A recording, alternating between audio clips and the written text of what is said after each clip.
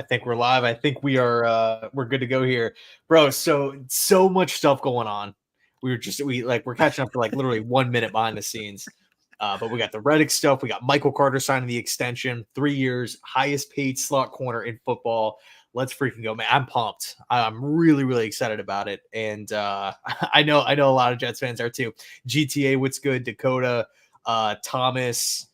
Oh man, this is sweet. Blaze, Rudy, what's going on, man? I like the FAU logo. But Tyson, how you doing, man? I'm doing great. That's incredible news, man. Because like the Jets create some cap space by restructuring a couple of deals. Like, oh, they've $8 million in cap space. Something's going on, and then bam, MC2, new deal. And I'm like, this is the kind of guy you keep. This is the kind of guy is like your young nucleus you keep together.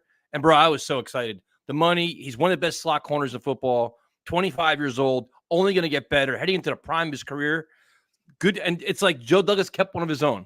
This is what we complain about with Bryce Huff, right? Like he earned his stripes with the Jets. He's gotten better every year. Valuable piece, got a deal done. I don't care about the money, dude. I'm just happy for him. Yeah, dude. I mean, 100%. And also too, man. I think slot corner is one of those cool positions where, well, cool positions from a fan's perspective, where you can go out and literally get the best one. You could get a top 5 slot corner, and you're paying them 10, 11, 12 million dollars a season, which is not much at all considering the cap keeps going up. We've actually the cap is actually at a record high, and it also jumps by record too, which is pretty insane. So Michael Carter, again, I mean, you hit the nail right on the head. Bryce Huff, it's a situation. And by the way, I apologize about the rain. There's a ton. We're in the middle of a thunderstorm right down here in Tampa. But no, I mean, like the Jets, I felt as though missed opportunities to re-sign Bryce Huff, and it was too little, too late in the end. And Huff, you just kind of tell was irritated, and left. So with Michael Carter, I was.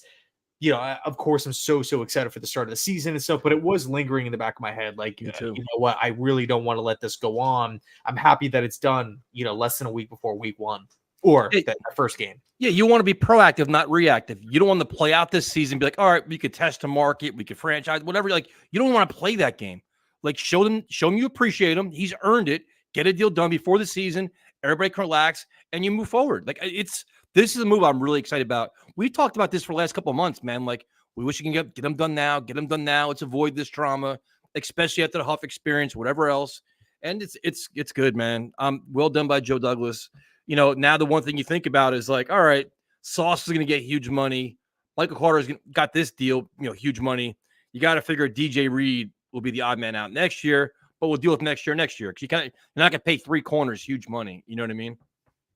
Yeah, dude, exactly. Because Sauce is going to be the highest paid corner. Yep. That's like he's going to get a massive, like, record-breaking deal. Yep. So again, you're going to have the top paid perimeter corner. You're going to have the top paid slot corner. Do you really want to go out and give?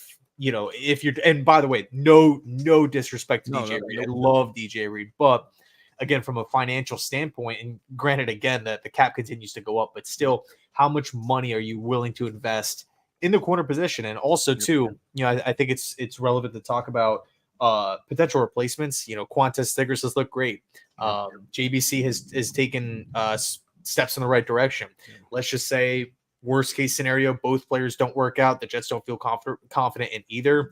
They can draft one in the first round. So I think corner will continue to be not only just for 24, but for years on end, one of the best groups in the NFL, if not the best.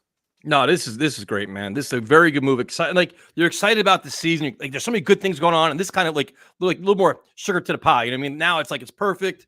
So you go from that to the Haason Reddick thing, which has just gotten strange at this point, where he's at a school in Jersey City, signing autographs for kids, doing things, signing Jet helmets. The Jets create some cap space. They all spent some money too. And to be honest with you, I'm completely shocked he didn't report today. If he doesn't report by Thursday, then it's like, you know what? You're wasting this contract now. It's going to be a waste because the return on your investment is going to be what? He's not going to be at his max potential to 3 or 4 weeks from now. He's got to get in game shape.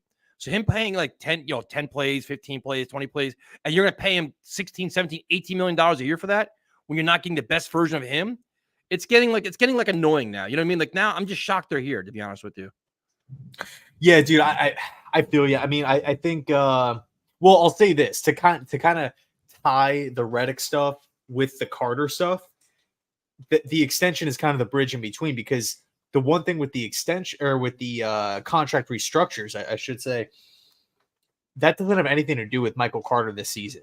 Right. You know, like it was Quincy Williams and Tyler Conklin. They freed up together $8 million, and you tack that on top of the $6 million that the Jets had in cap space. What's going on, Yo Holmes, Sir God, Tim? What's going on, Ty, Michael, Terrence? So, you know, I think the contract restructures might point to a Reddick situation over a Michael Carter situation, because again, that $8 million, it's not like Carter's getting a bonus to this season. Right. You know, that extension, he becomes the highest paid guy, highest paid slot corner next season. So what does the $8 million have to do, you know, with that? You know, so I think that kind of points to the Reddick, something hopefully positive with the Reddick thing. But again, you know, kind of, Billy, I mean, you kind of hit the nail right on the head too. You know, he's already lost like $4 million. You know, he's gonna, like, he could have showed, if he's in Jersey, he could have showed up today, but it's just another $50K gone. You know, like what is today kind of, I don't know. It definitely is weird timing. But just say you pay him $20 million, you know, fully guaranteed 1 year, just give him the building. Okay, you're paying him very good money. Are you getting a very good player Monday night? Probably not. Are you getting a very good player in 2 weeks? Probably not. You're not getting the player you want probably till week 3, week 4. Because he's got to get in game shape. He's got, like, he plays like what? 75% of the snaps, 70%, even say 60, 50. He's not going to be playing nowhere near that. So, like, I love the player, but it's like now it's like you're to the point where you're going to get very little contribution for max money. And that's kind of ridiculous now. It's just, I can't believe they're here now, because both sides are losing. The Jets need him. He needs them. They're not figuring out. It's like one big pissing contest where nobody's winning. And in the end, the team gets hurt by it, right?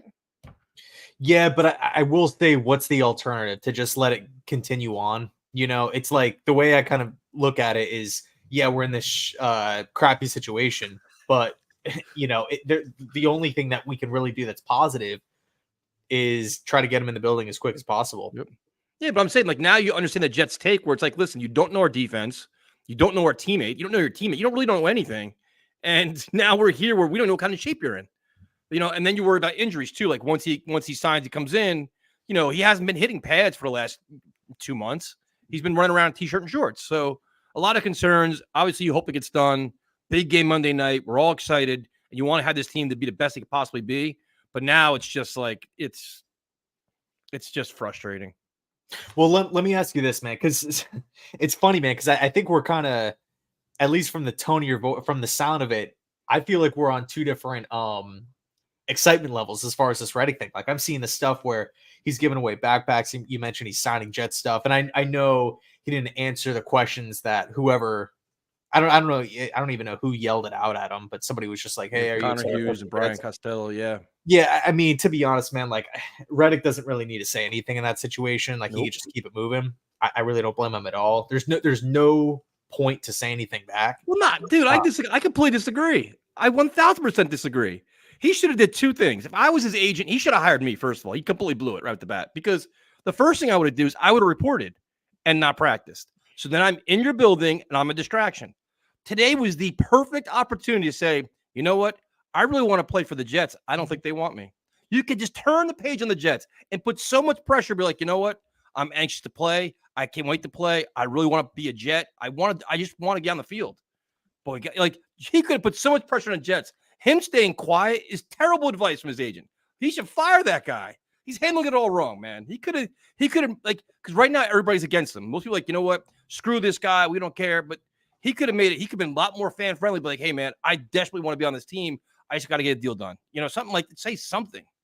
For sure. And, you know, that's something that we've agreed on before in the past. You know, I feel like every stream where, you know, we always had the little like Haason Reddick segment. Yeah. And because look, I mean, that's what Ayuk spent a portion of camp just, you know, being in the building, kind of the hold in or what, you know, where I mean, you're not getting fined. You're there. You're not skipping. You're just not practicing. So you become a distraction. You can meet with the media. We've referenced Jalen Ramsey doing that with the Jaguars years and years ago, where he said he had a back injury, can't go, back injury, and forced Jacksonville to ultimately trade him. But I mean, to me, it's like what's done is done. You can't go back in time. The only thing you can really do from an organizational standpoint, and also too from Reddick's standpoint, is to hopefully try to find some middle ground. If Reddick is down to skip the season, I think it's going to be extremely difficult for the Jets to figure something out. Like if in Reddick's heart of hearts, if he's just like, you know what, man, like I'm really cool. Like I don't have to play this year. But if Reddick, again, deep down, like really wants to play, and the Jets, like we're in this position where we have this positive news with Michael Carter locking him up to the extension. We also have the extra $8 million from the restructures here of Conk and Quincy Williams. I think this is the perfect opportunity to get something done. Yeah, I mean, I think it's gonna be interesting to see how it plays out. Obviously, we want to see him there. You want to see him on the field. But it's just crazy. I can't believe. But you know what it is? I'm wondering if a part of him is where he's like, they want to see the Jets play Monday night and kind of hope that the defense doesn't play well and be like, oh, told you need me now. Like not as much pass rush as you want, or Will McDonald kind of struggles or whatever. Like I think they're kind of hoping for that, kind of use that kind of leverage. Like, listen, you know how we are, dude. Right now we're excited. The Jets lose a tough game to the 49ers where there's zero pass rush. What are we gonna be saying on Tuesday? We need a friggin' pass rusher. Get Reddick in the building. Like, is he going to use that as his like maybe his wild card? I guess potentially. But real quick, Josh, bro, I appreciate, man. Thanks so much for hopping in. I got to be honest, I'm jealous, right? I'm jealous. You guys got Ayuk handled, Trent Williams handled, Christian McCaffrey's back practicing. It's looking like, I mean, outside of Pearsall, that the Niners are going to be fully like locked in and ready to go for week one. And we're going to be previewing the game here in a little bit. But, I know you said you're a Niners fan, but all this Jets news just came piling out like in the last half hour. So, with Reddick and Michael Carter and the contract restructures. But Tyson, let me ask you. So, do you think Reddick doing this event in Jersey is a coincidence? Do you think it kind of points to maybe something getting done? I know a couple of people were talking about Reddick's hat being green, but we're green hat, green sneakers. It's like, give us any sign. No, I mean, I think he does a lot for charity anyway. So I think it's nothing that it could have just been like, convenient that this happened on this date. And he hasn't been active in the media at all. He's been so quiet where any little thing he does is getting attention. I mean, they post a workout video on Twitter or on X, and he's getting thousands of retweets and stuff because it's just the biggest news right now at the Jets.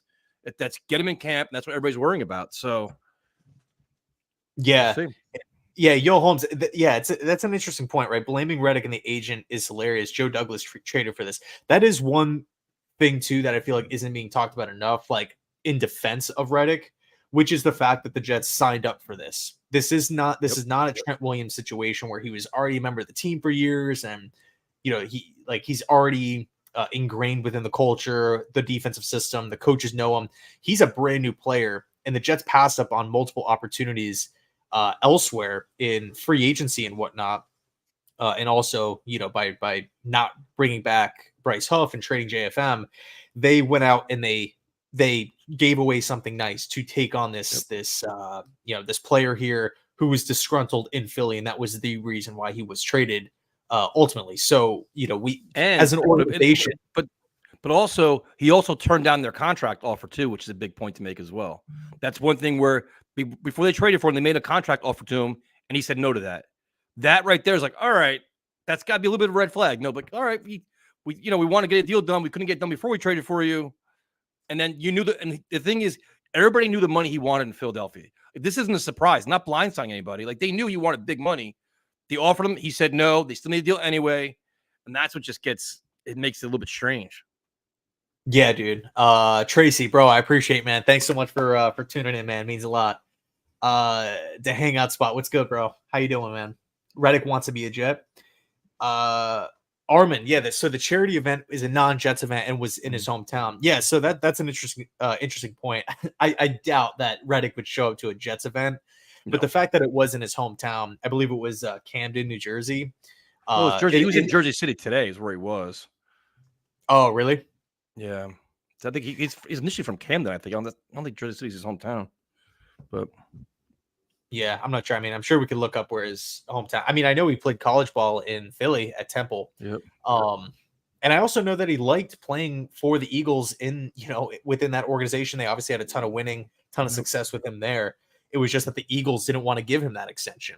And funny enough, they gave that extension to Bryce Huff. So, yeah, I think really the big question here is, do you think this kind of Reddick sighting, sighting in the flesh points to maybe something getting done along with the restructure news, or do you think it's just? Well, tomorrow's a day off for them, and Thursday they start game prep. So to me, it's like if it's not done by Thursday, I mean, that's it. You're missing a game. There's just no more. You know what I mean? I think that's got to be it. Like if you're a Jet fan, I think we're all rooting for the same thing. Like get it done tonight, tomorrow. You're hoping he's there, he's active, he's out and about. He's been releasing videos. The money's there. I mean, he's also lost almost $5 million already, which is wild. Crazy. I'm unsure how he even recovers and recuperates that. Like, I don't understand how he gets that back. You know what I mean? Like the money that could be his pay raise he actually wanted. He lost in fines. So it's, I don't know. Yeah. So Matt. Yeah. So dude, we were just talking about this, bro. Great point. Conklin and Quincy, their restructures, again, $8 million affect. Sorry, there's tons of thunder going. I don't know if you guys can pick it up on the mic, but the restructure affects this year's cap. I think they're coming to an agreement sooner rather than later. I agree with you, Matt. I think because look, I know the Carter news happened like right after the restructure, but it doesn't really impact the book. I mean, it impacts it, of course, in 25 and 26, but nothing for this season, right? Carter's not getting some sort of bonus this year. The restructure is done for a reason, right? Douglas literally had to go to these two players. Again, like you said, dude, Quincy Williams and Conklin. And by the way, Conklin's in the last season of his deal. So, it makes you think, okay, well, now the Jets are going to be paying Conklin when he's off the team. Yep. Unless they revisit that at some point. But which I hope they do. I hope he's a part of the future too. I think that's the kind of guy you keep around, and you'll see his true skill set this year with a real quarterback. So I think Conklin, he's betting on himself, but he could be a guy, definitely a candidate to come back next year with a new deal. Paul, yeah, dude. So Douglas made it seem like in the presser that they did not agree on a deal, but also had assurances, and they did trade because of that. So man, like Tyson, I feel like I kind of know where you stand on all the reports, but the reports feel very one-sided, very team-sided. Like this is not our fault here. And the reports have been kind of hard to understand if you look at all of them. And also, too, we can point to the Reddick tweet, which is the Reddick trade request. But the Reddick tweet, I felt like was pretty. Well, I think it indicated that, hey, maybe there's probably more to the story here. I think what everybody is kind of talking about is his press conference himself. Reddick's press conference when he was introduced as a Jet. He said he's going to report, he's going to do all these things. So he said all of that and then did the complete opposite. But I constantly say that the story's been very one-sided to Jet side, and it's changed like 5 times. Where they didn't make an offer, they did make an offer, this, that, and everything else. So, I mean, they got to get it done. I just don't know how you fix it when he's already lost $5 million in fines. Like, what could you possibly give him? And then you're not getting the best version of him early on in the season. So you're not even getting the most value out of your contract. And it's not like, can we agree it's not going to be a long-term deal? If anything, it's probably a 2-year deal. It's nothing more than 2 years, right? Yeah, totally. I mean, I don't even think it's going to be that much. Because, honestly, like Reddick is probably looking at the situation, like, again, just trying to put myself in his shoes, dealing with, you already lost the money, the team, because look, if the Jets wanted Reddick for a 4-year, 5-year deal, you got to think it would be done by now. Yep. And also, too, why would the Jets give Reddick a 4-year deal when they could have just given that to Bryce Huff? But that's a different story. Exactly. But yeah, hangout spot. So there's no such thing as assurances or handshake deals in today's NFL. If they didn't have some kind of agreement on paper, Joe Douglas should have passed. I agree with you, man. I think, I saw one comment today. It was like, if like a playoff team or like a better ran team made this deal, like if the Chiefs acquired Reddick or the Ravens acquired Reddick or another one of these teams, there wouldn't be an issue like this. which I don't necessarily think that you can say that for every team in football.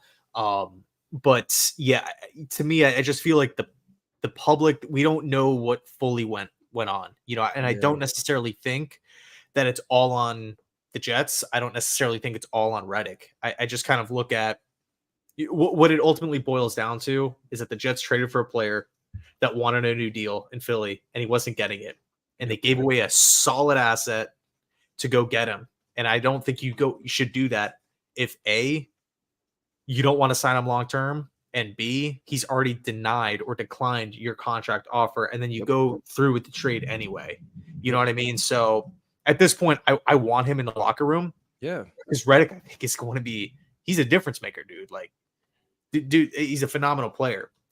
But at the same time, it's just a tough spot. So I'm hoping that some sort of end is in sight. Yeah, so so you have good news. You have the Michael Carter second getting extended, which is great news. Then you have this whole Reddick thing. But then we also have a game, man. We actually have a game Monday night, which is something we could talk about, because Jets 49ers, Monday Night Football, Aaron Rodgers is back. And that's what we should go to, man, because I'm excited. Like, there's a lot of really interesting matchups. The biggest news today was Trent Williams gets his deal. He's back in the building. And you got to figure, even though he's missed all of training camp, dude's going to be solid. He's going to be on his game. Like, he's he's a great player. So the 49ers, you're getting a full strength team, man. You're going to get their best version of them coming out, Monday night. Dude, yeah, it's going to be, in my opinion, it's going to be a low scoring affair. I think defense is really going to be the name of the game here. I just can't see the Jets and the Niners just going up and down the field against these two elite defenses, right? The numbers back it up. They're stacked at so many different both defenses here I'm talking about. If you look, we'll go both sides of the ball. So if you're looking at the Jets defense versus the 49er offense, you figure it starts and ends with McCaffrey, right? I think both teams want to establish the run. You want to figure out a way to slow down McCaffrey and then get after Brock Purdy. Now, the Jets' run defense last year was kind of suspect.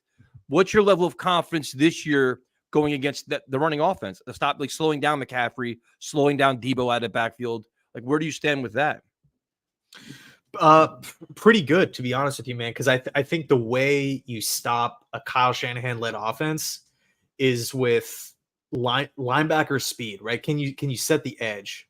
Like for the line, because a lot of like what the Niners want to do, right, is get to the perimeter, whether it's like an outside zone, basic handoff, a pitch play, a screen, Debo, pre-snap motion, reverse, jet sweep, stuff like that. So if you have slow, like chugging along linebackers, like guys that are just, they get caught in quicksand, they get confused, or they're light and they're just getting chipped by pulling offensive linemen where they can just completely take them out of the play.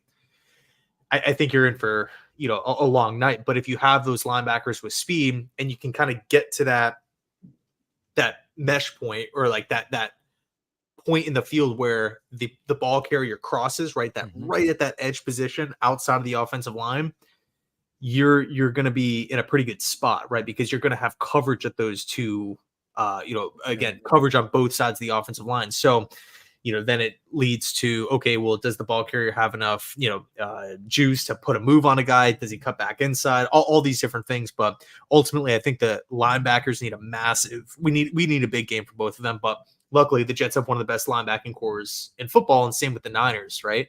Yep. And then also, too, I think safety. I think Chuck Clark covering George Kittle, being able to wrap up an open field, limit yards after catch. Like when you're thinking of the Niners offense, you're thinking of, like, at least for me, like a slip screen to Christian McCaffrey, a screen to Debo, like a slant off play action to Brandon Ayuk, quick little curl route to George Kittle. He turns around and just takes it upfield with guys on top of him. Like, yards after catch, I think is one of the goals of San Francisco's offense. So if you have good safety play and they're not getting burned, they're not, getting trucked over and whatnot, like you can actually like neutralize guys in space. I think the Jets should be, in a pretty good spot. So do you have a level of confidence like in Michael Clemens and Kinlaw kind of holding your own, being disruptive, setting the edge, and then letting these guys run around and make plays? I mean, this is a big game for Kinlaw against his old team, obviously, but I think even bigger for Clemens, because Clemens is going to probably play first, second down, you would guess, right? Bring in Will McDonald on third down, or bring maybe Tack McKinley like he's probably gonna get a serious amount of reps this game out, you would think, right? Against the run, Yeah, especially. yeah. You know what was weird was, and I was gonna text you about this too, but in the Saleh presser today, like Saleh said that when he was talking about Michael Clemens, he brought up the fact that they asked him to gain 30 pounds, which was a mistake. I'm like, what are we doing? Like, I don't know, just kind of weird. Um, but in any case, I think Clemens is he. I mean, you listen to the Jets staff, they freaking love him. So we'll see kind of his role, but I think it's just going to be a rotational, um, situation, which is what we've seen for the last couple of seasons with the Saleh led regime. And I think at the end of the day, we will have success. Not saying that, up and down the offensive line, everybody's going to have a sack and everybody's going to get in the backfield and everybody's going to dominate. But I think in the critical positions, that's where that's really where we got to shine, right? Where Sauce is maybe locking up the number one option, and Purdy's starting to go through his reads, and they're all covered. Michael Carter's doing his thing in the slot, and he's getting to the point of like, all right, I got to extend a play, and then the pocket just collapses, as opposed to Purdy escaping and then just hitting a guy on the run, which is something that he does a pretty good job at. And that's the one thing I'm kind of looking for is because you watch like Brock Purdy, he makes a lot of great throws, but he also has those errant passes too, where he floats some, he's prone to interceptions. So it's like if you can disrupt him, get him off his time, move around the pocket, rat him a little bit, you get some opportunities there. He throws the ball up a little bit, but that's where it comes in getting that pressure. Can they generate it? Obviously, they're going to key on Jermaine Johnson, right? They know that's the Jets guy right now. Slow him down, put more pressure on Quentin Williams. So it's going to be interesting to see how the Jets generate pressure and how they collapse the pocket and who actually does it. Now, do you think any of these young guys will play? Do you think like you'll see Taylor or McGregor or any of the young guys or no? I do. I don't think they're going to be getting, 60, 70% of like the snaps or anything. Right. But I do think, if we back San Francisco up and, maybe San Francisco's down by, 7 points or 10 points or something in the third quarter. And, you're in these obvious passing situations if you're San Fran. And then at that point, from the Jets perspective, you can kind of just like let the dogs loose, Tack McKinley, McGregor, take your pick on any of these young guys. I think Leonard Taylor might see maybe more time than the other edge rushers because of Lecky Fotu's injury.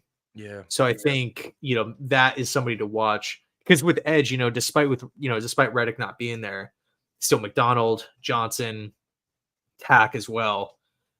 Clemens, there's four players that I feel like are going to be above the McGregor. But I mean, who knows? This is me just taking a guess. Yeah, my guess is Tack. I just think that explosive burst he's been showing is something you got to take a shot with and see what he can give you. He's a veteran in the NFL. He knows the game. He knows the big moment, Monday Night Football. I think it's definitely. I mean, he throws interceptable balls when he gets rallied. He throws them up.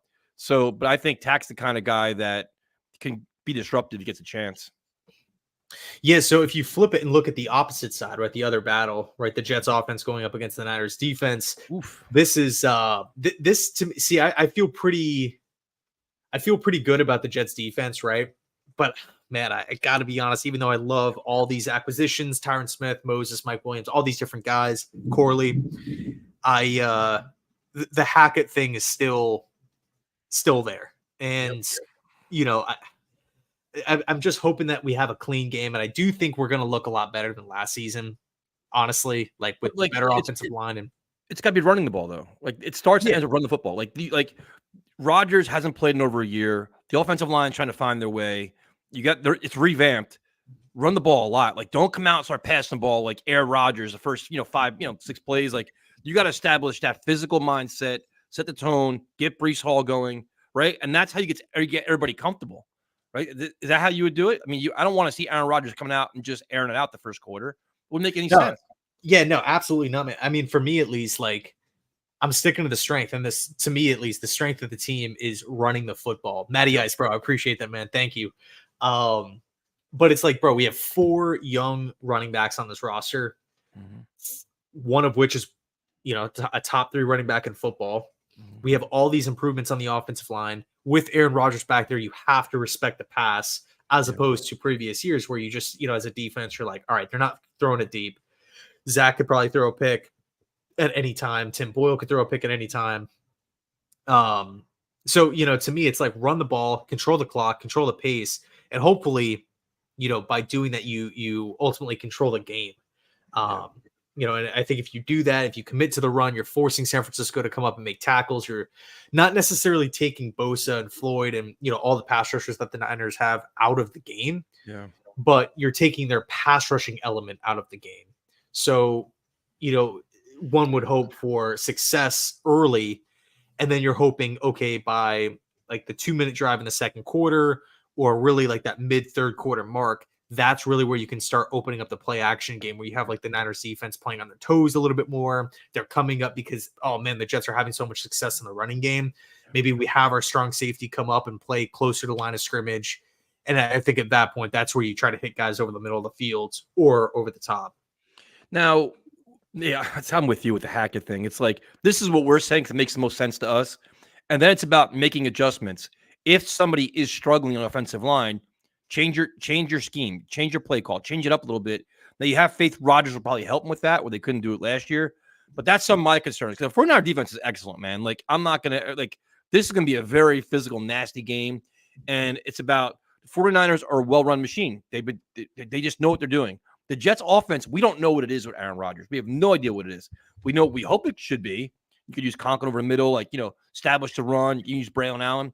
But it's like, how does Hackett adjust throughout the game to take advantage of the matchups? Like, what do you expect out of Mike Williams this game? Is he more of a decoy, or will he contribute? Well, another thing too, man, it's like the Niners have really good cornerback play. Like Lenore and Ward are ballers. Yeah. The one thing so I guess to answer your question with Mike Williams, I don't really think that he's going to be like a massive stat patter in this game. I just don't necessarily think, maybe I think if anything, Mike Williams kind of has one of those nights where it's like 2 catches for 70 yards, something like that, where like one of them is like a deep shot down the field, preferably in like some sort of play action situation late in the game. But San Francisco, they do a really, really, really good job. Year after year, they crank out great defensive numbers, great defensive rankings, but they do have a new DC, Nick Sorensen, who's a former player. And funny enough, man, he actually has I was doing some research on him earlier, a couple days ago, and he actually has a really similar upbringing in the NFL, like tree to Saleh. Like they both started in Seattle. Sorensen took over when Saleh left. Saleh left for Jacksonville. Sorensen, after Seattle, went to Jacksonville. When Saleh left Jacksonville, he went to San Francisco, worked his way up, and Sorensen did the same thing. And he's also a relatively young guy, a former player. So it's going to be his first time calling a defense. So, you would like to think, right, Saleh is kind of a master of that system. Maybe he knows the weaknesses, and I guess it's not really 100% fair to say that, because you can say, all right, well, Shanahan knows Saleh and he knows the defense too, so he can exploit it. So it could go either way, but I think at the end of the day, it's going to be a defensive game. Like I'm thinking like 16-13, 17-20, something like that. Now, what are your expectations for Aaron Rodgers? Like, obviously, he's got to work off some rust. He hasn't played. We all know that. You also got to get comfortable getting hit. Hasn't been hit all preseason. Like, what are your like fair expectations to say, okay, we all want to see, 25 of 30, 3 touchdowns, all this stuff. But like, I think this is going to be a hard fought, ugly game, low scoring. So what do you expect out of Aaron? I'm hoping just efficient football, right? Just getting the football out of his hands, making the right reads. I'm not really expecting like a complete implosion from Rodgers. And also, for the first time in a long time, I'm not going into this game thinking like, all right, man, like, can we just not throw 3 INTs? Which is some, a thought that, you just have with guys like Zach Wilson, Boyle, before that, like Sam Darnold too. Like, it's just a weird position. But with Rodgers, that thought hasn't even crossed my mind, right? Rodgers just going up there or going out to California and just stinking up the place. So, like, if you had to say what's one key matchup, Jets offense versus the 49er defense, what's like your biggest matchup that you want to focus on? That's going to be like, can decide the game.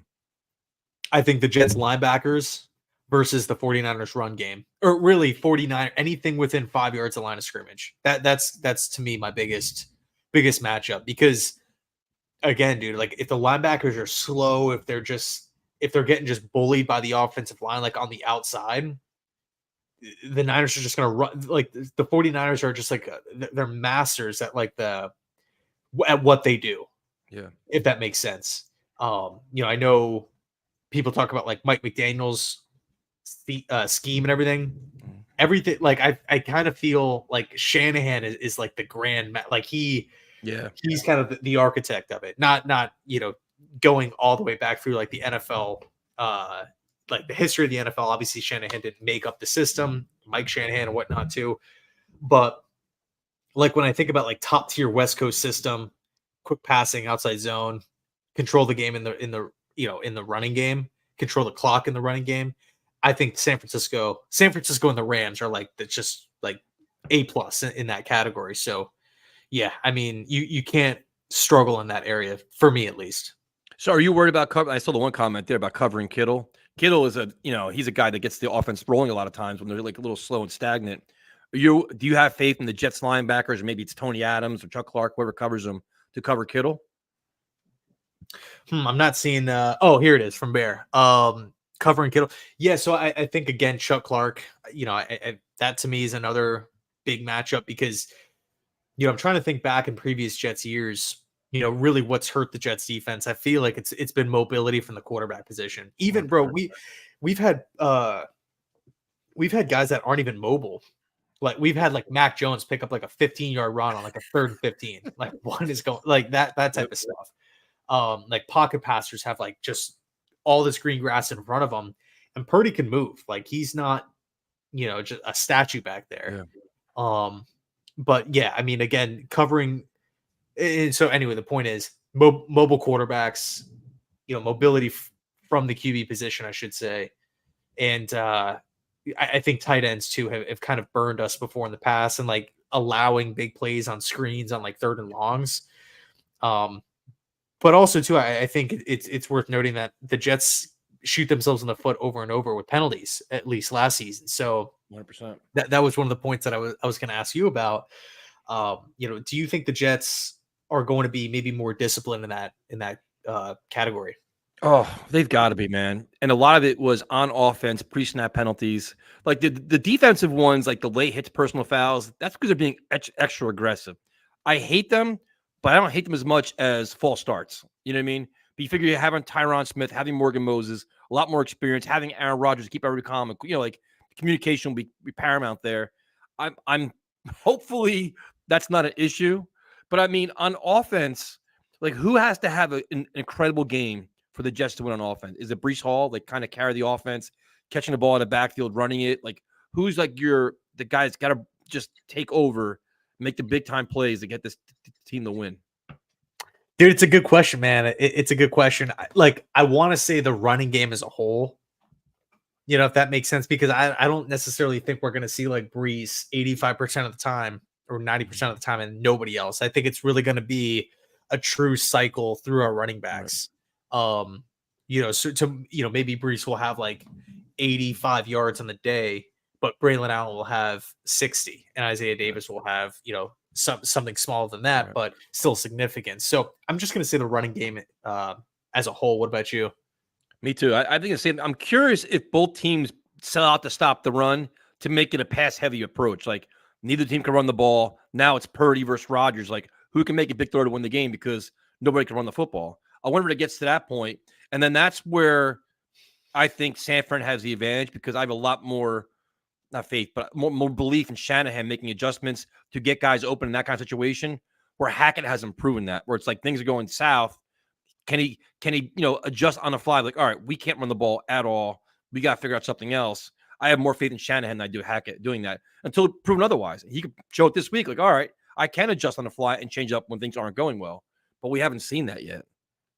Yeah, dude. I mean, I think, bottom line, it's going to be a great game. I don't think, I don't think it's like, if you were to poll like the masses, it'd be like Niners going to win.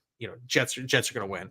I don't think it's that cut and dry. I think there's a lot of thought that goes into this game, and I think no matter who you're rooting for, no matter who you think is going to who you think is going to win, it's going to be close. Like I could easily see this game coming down to a Rodgers 2-minute drive, or a late kick by San Francisco in the end. I just don't see a blowout. Yeah, I mean, you could see that. You hope to see a very competitive game, a very close game. I think just the revamped offensive line and Aaron Rodgers not playing for over a year, just that I'm hoping they can just endure that early like onslaught and not make huge mistakes. Like just take the punch in the mouth and not fall apart. And then second quarter start building up, third quarter get in the flow, and then you're in the rhythm of the game. I worry about the start. Don't start off slow on either side of the ball. You know what I mean, like set your pace, set your tone, and then you'll be all right. That's my biggest fear is the offense just being like a little bit overwhelmed early on, giving up stupid points, giving up field position, just because they're just not on the same page. It's not like, the 49ers are a machine, dude. They're going to show up ready to smack you around because they know they're in and out, like they play together all the time. So that's my concern. Who do you think has more pressure on them? Because is it the Jets? The Jets. You think so? Yeah, because I think the pressure for San Francisco, and this is just kind of my guess here, but like when you're constantly going on these deep playoff runs, but they're not closing in the end for whatever it may be, I think it's just tough to kind of keep picking yourself back up off of the mat and then just go again and go again and go again. I try to think of it, or like the one thing that pops into my mind is like kind of like for example, like those Warriors Cavs, that whole rivalry where I felt like it was Golden State Cleveland, but Cleveland, like they got one, in the end, and like it was just like amazing to see like Cleveland just continue to go back, or really like LeBron's teams like continue to go back, go back to the finals, even if he wasn't winning it every season. But in football, like you just feel like it's so much harder. Like it's so much more of a grind. And San Francisco has been like unbelievable at just not at continuing to innovate, but also sticking to what they do. Yeah. They're just in the mix every single year. And, with the LA Rams in that division, super tough opponent. And granted, the NFC is weaker than the AFC, but still, man, like it's, I mean, we all know the playoff drought record, whatever it is, 13 years or however many years it's been. Too many. Yeah, too many. That's got to change. But San Francisco, man, like they make it look easy. Like if they miss the playoffs, all help. Like it's disappointing. Like what the hell are we doing? Like I want to get to that standard. So again, I think maybe that hangover from San Francisco might play into effect, but not sure. Yeah, I think there's a lot of pressure on the Jets because they got to silence a lot of critics. Rodgers has to play more than 4 plays, right? Not being a jerk, but that's true. Like you want to see Rodgers play a full game. You want to see him play at a high level. You want to see the offense function, and you want to see this defense go against one of the best offenses of football with a crazy amount of playmakers. So this could be a Jets statement game, and they can make a statement by not even winning the game. If they lose a very close game and play very well, like, you know what? That to me, it's encouraging. Like, all right, they've talked the talk. They've walked the walk. It's one of the best. We know where they're at. They have a favorable schedule after that. I'm not worried about it, but it'll do really good things for them. I think they've got to make a statement like physically on both sides of the ball and show they're ready to play. Obviously, we're all going to focus on the offense and Rodgers, but they've got to have a big time performance, man. You can't come out, just sluggish and sloppy and penalties. And then you'll be like, all right, we saw this last year. Yeah, it was a problem. Yeah, in 2023, like that was kind of one of the Hackett things. In 20, and I guess maybe even too like Mike LaFleur things too, because it happened in 2022. But it's the whole starting slow. Like before you know it, you're down 14. Yep. And you're like playing catch up because look, if the Jets are down 14, Rodgers is going to have to throw a lot. But Ray, bro, I appreciate that, man. I mean, one thing that I'm look, it's just like a complete guess, right? But just like kind of the football fan in me, I want to see just some sort of exciting play early, whether it's like a strip sack, a Xavier Gibson kickoff return on this new kickoff rule, Michael Carter interception, something like that, like one just pop statement play. Yep. But yeah, dude, I mean, from top to bottom, this is going to be a measuring stick game. Like San Francisco, probably is the best team that the Jets are going to play all year. And we're playing them in week 1 in their house on prime time. So look, if we can keep it close and we can win the game in the end or however it shakes out, I think it's really just going to set the stage for a nice season moving forward. 100%. And they've had the entire offseason to focus on it. It's not like it's like a short-term run. You've been focusing on the 49ers the entire offseason. to get ready week one. This is who we're facing. This is the offense. Saleh knows it. Like, there's a lot of familiarities there. So give them their best shot. And I agree. I wouldn't mind being a little aggressive too at times. Like, no, don't be timid and conservative. Like, act like you want to win the game. Like, have that mindset. Like, we're going to take some shots, and that's something. I think they had the playmakers that can do it. You have like Gibson's got some speed. Now, the one thing they said Corley could be inactive. That would be wild because Corley is an asset and the Jets don't have a lot of playmakers. Williams is banged up. He's going to come back slow. I mean, who else can have a receiver? Like, that would be kind of wild, no? Definitely. What would be the reasoning? Just not up to par, or is he dealing with like some sort of injury?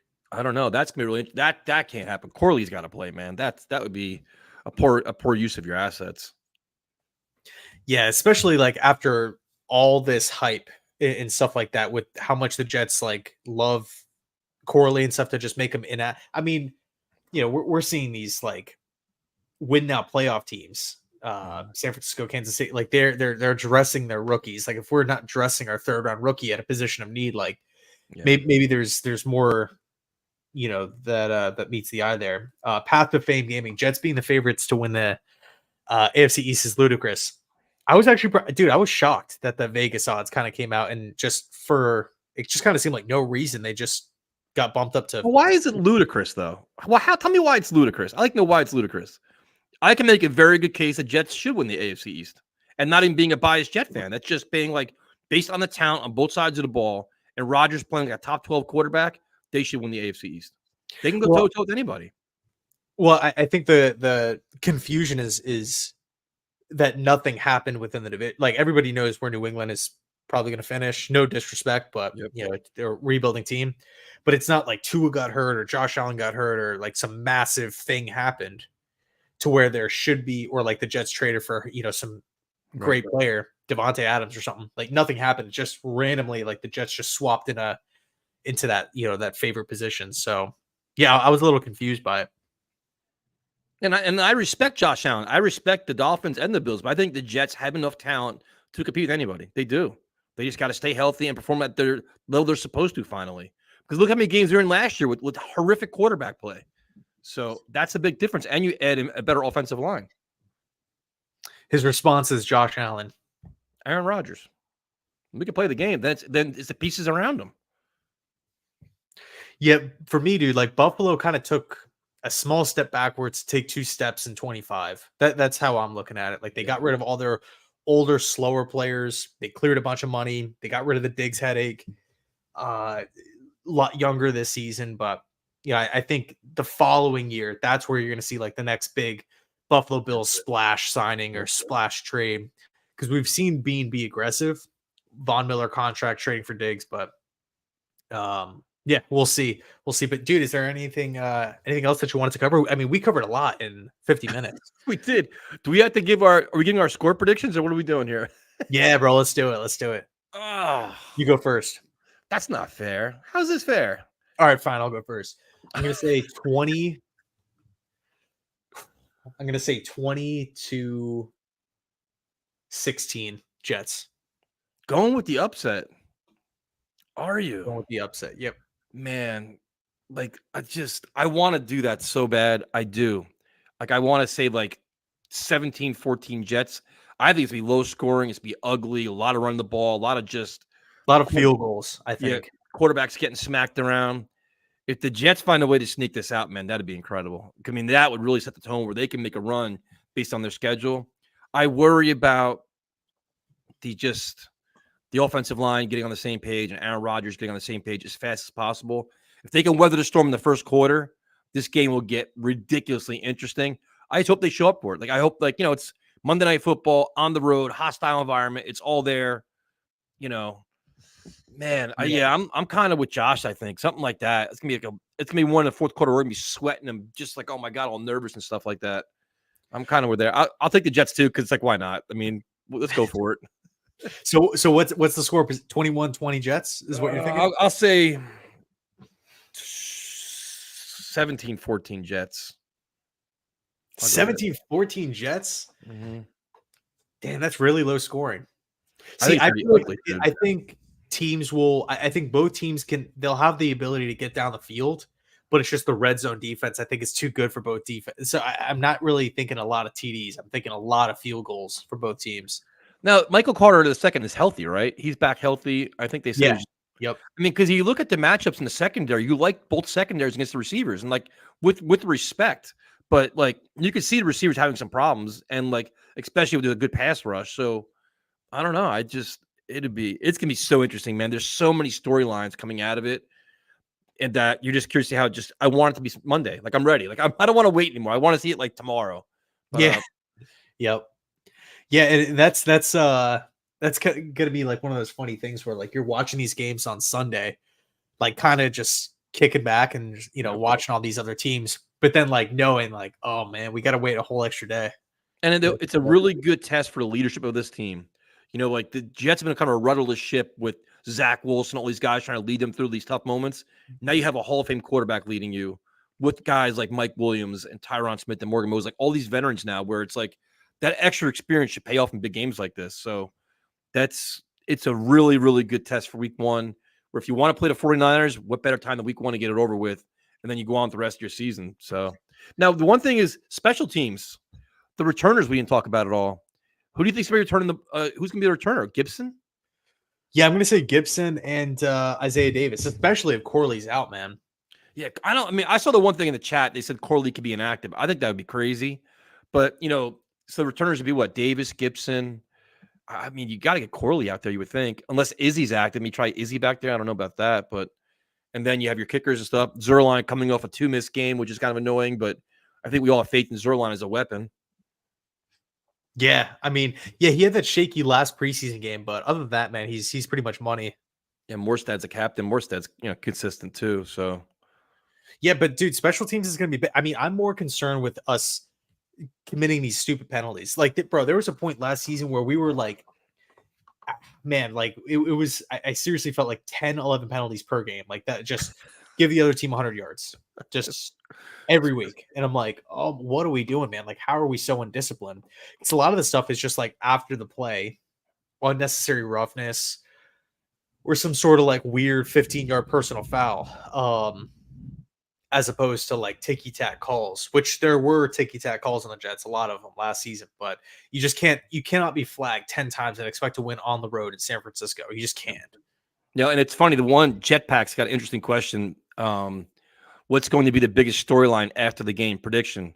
If the Jets win, batten down the hatches, because Jet fans are going to be unbearable. I'm going to be a jerk because we're going to be so excited winning a big game in a big spot, Monday Night Football against the great 49ers. If the Jets lose, it kind of depends how they lose. If they lose and it's a close game, hard fought, they get respect. If they don't show up and get their doors blown off, it's going to be ugly, man. Because like, you know what? Some things, like the media has their story written. Some things never change. This, all talk, all gas, no break, all that stuff. So kind of depends how the game plays out. But and I don't see a scenario where they walk out on Monday night embarrassed, where it's like a negative, where we're talking about negative things on Tuesday. I don't see that. I think it's gonna be a hard fought game and close. Yeah, I think also, I want to say this because I've also been talking to a couple buddies who are Jets fans, and they're some of them are nervous, right? Like, oh man, I don't want to play San Francisco and stuff. Worst case scenario, right? We lose, we're 0-1, right? So is half the league. Yep. And we just played the best team that we're going to play all year. So it's all right. We can kind of regroup. Granted, it would be a short week against Tennessee, but it's like, all right, we got the hardest team out of the way early on. We lost, whatever. Half the league is 0-1, so I would much, much rather play San Francisco now. Me too. Compared to week 15, yep. In a tight wild card race. You know what I'm saying? So I think like everything will be fine, win or lose, but I do like the Jets' chances in this one. Yeah, it's a great litmus test to see where you're at, but it doesn't make your season or break your season. So the reactions by some will be off the rails. Like if you win, we're going to be talking trash, but it's like, all right, it's one win. We need 11 or 12 more of them, or it's one loss. We got to bounce back and beat Tennessee and be on our way. So, the reactions are going to be interesting, but you got to keep everything in perspective at the same time. For sure, man. For sure.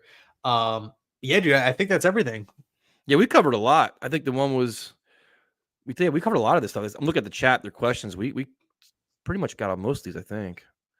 Yeah, so man, there's over 370 people in here, man. I appreciate it. Like on a random Tuesday, early September. Thanks so much for hanging out. Like I Wait till really, next week. yeah, Our next next week. week could be a game recap. It's the day after the game. It's gonna be chaos. Yeah, it's gonna be mad fun. I cannot wait. Cannot wait. Um, but yeah, thanks so much for everybody hanging out, tuning in, watching. Ty, appreciate you, man. Brian, Billy, Josh, and also to all the Niners fans that popped in, said what's up. I appreciate you guys, man. You guys are real fans. Not a lot of fans will go to the other, weekly teams streams, let alone videos, and pop in and say what's up. So I appreciate you guys. Yeah, let's go. Yeah, that's gonna do it for me. It's gonna do it for Tyson. Thanks so much, guys, and as always, go Jets.